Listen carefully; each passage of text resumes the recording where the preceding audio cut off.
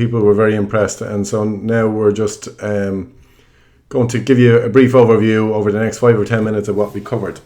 So we're looking at Apple shares here, and we're looking at 4 different strategies that we can use to invest into Apple. So the first one is to buy the stock, the second one is to buy the $80 call option, the third one is to sell the $105 put option, and the next one is the 105-120 bull call spread.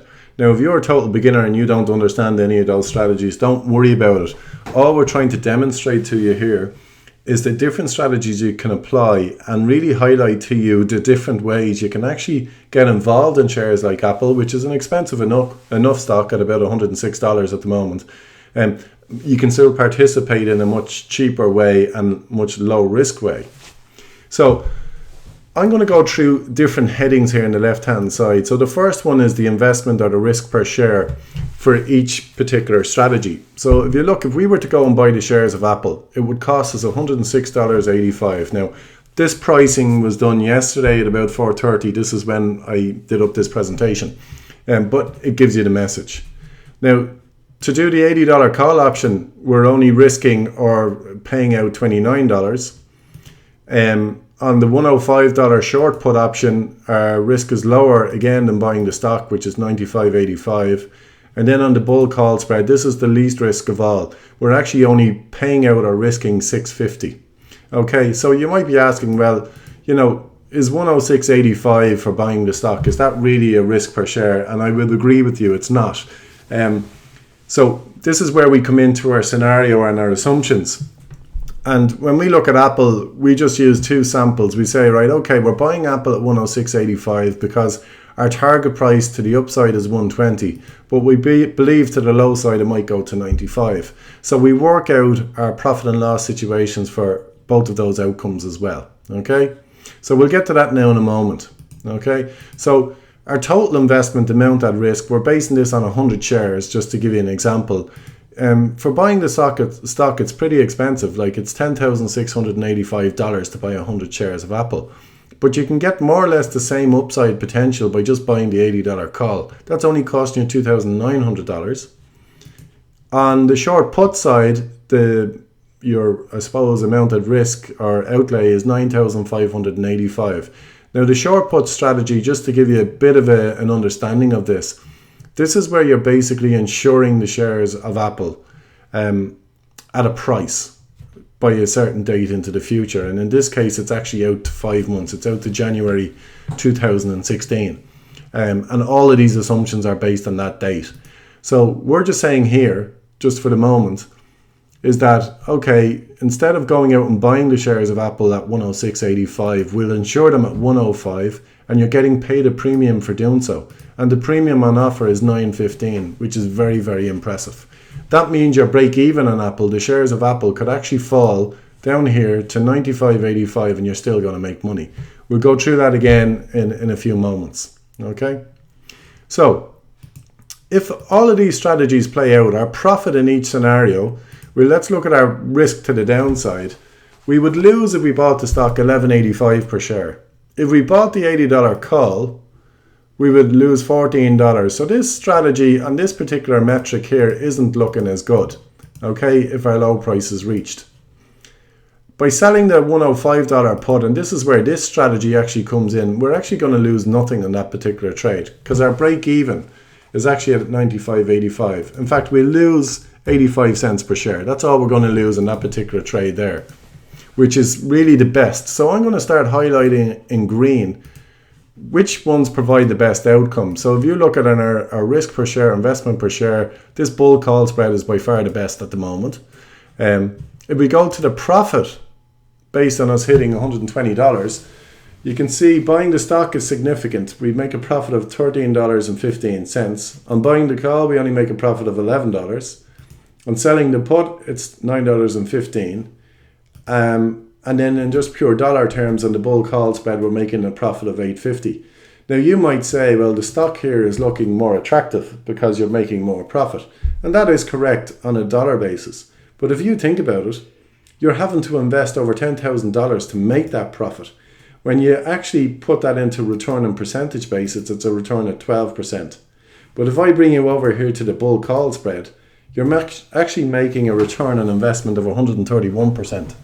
So you're risking less to make roughly in and around the same amount of money. Okay, it's about about $400 more profit in this trade here, but you're only risking $650 to make that money.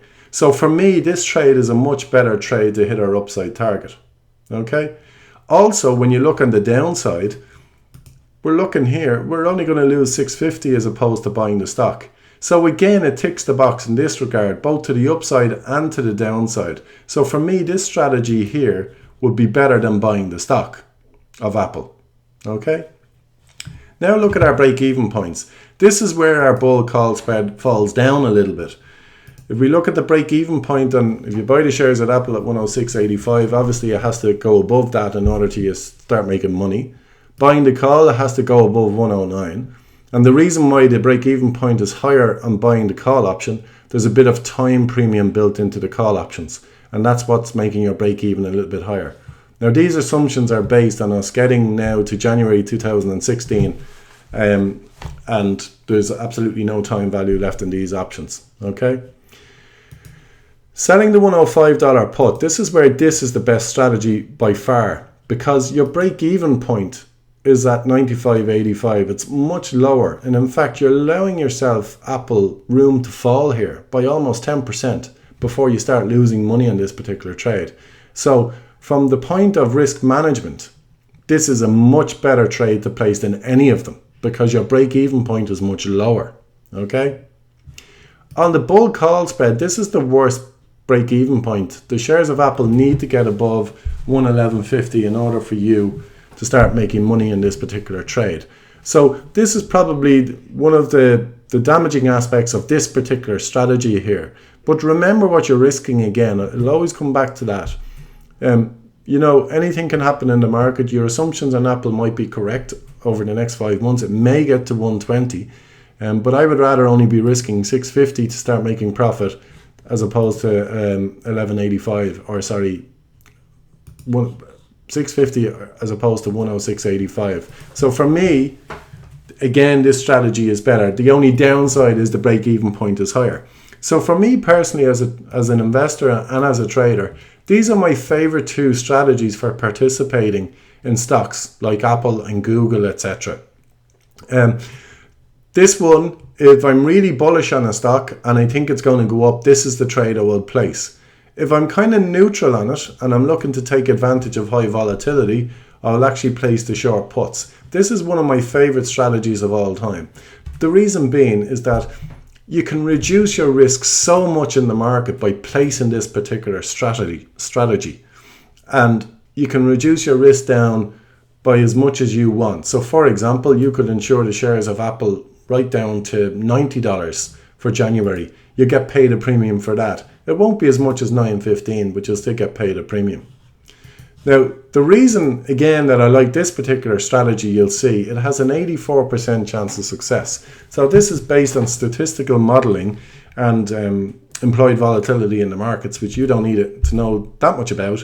But for now, all you need to know is that this has a much higher chance of succeeding as a trade.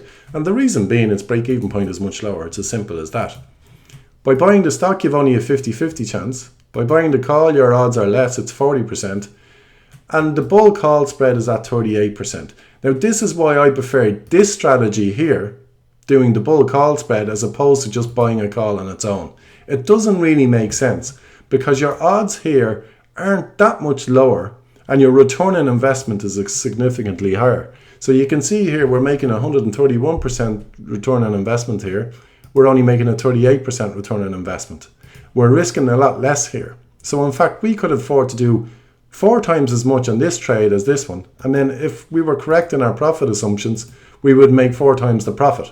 So we would actually make about $3,000 profit here, just over $3,000 profit in this trade, if we used the same amount as we did on buying the call here. So for me, this is the one that I really like when I'm kind of neutral to mildly bullish on a company and there's high volatility in it.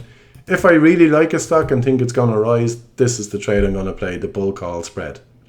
So we've done just a brief overview of these 4 strategies. If you want to learn more about those strategies, you need to get into the e-learning campus and start learning. All those option strategies are covered in detail in the members area. So what we've done on this spreadsheet is we've gone through each profit and loss scenario for each trade. We talked our members through last night what the steps are to actually placing these trades. What does it mean in profit and loss situations? And really useful stuff for you to get to learn. It's really important to know that you can participate in really expensive stocks, not having to risk an awful lot of money, and you can still benefit to the upside in it. Okay, this is Stephen from Share Navigator. I hope you enjoyed this brief overview of last night's mentoring session. We'll cover it again next week. It's in your interest to log in every Wednesday night if you can to our meetings at 6:30. Just go into the members area of the website, click on the link from the calendar. You can also come in and attend our offices in the ECU and attend there in the seminar environment. Okay, thanks and bye for now.